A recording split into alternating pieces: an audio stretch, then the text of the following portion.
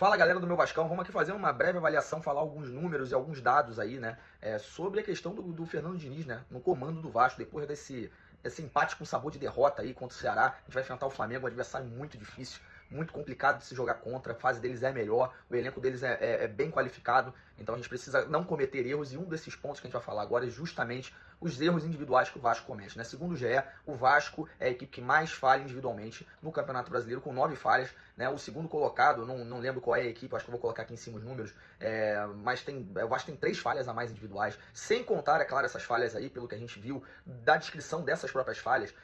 A gente não colocou os gols contra, né? Que teve gol contra do Verratti contra o Fluminense, contra o Hugo Moura, então o GE não colocou isso, então ainda tem outras questões aí que o Vasco comete, né?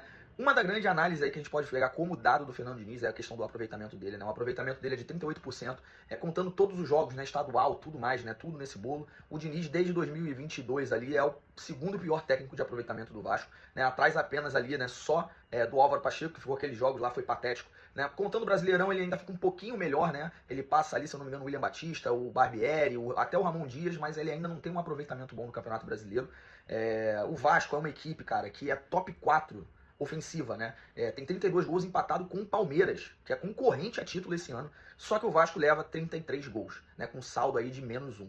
Então a gente vê que o problema do Vasco não é a ofensividade, né? O Vasco ele ganha jogos, e a grande maioria dos jogos que o Vasco ganhou com o Fernando Diniz foram feitos 2 ou mais gols aí, né?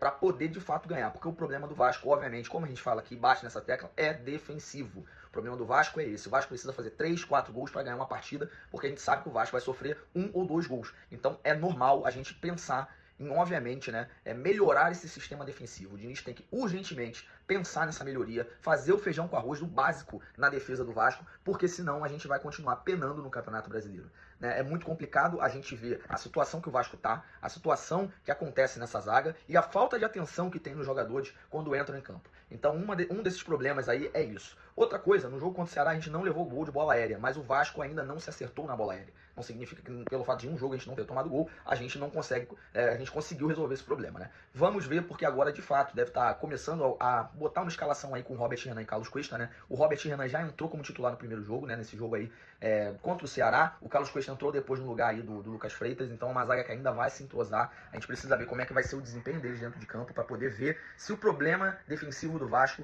tem solução.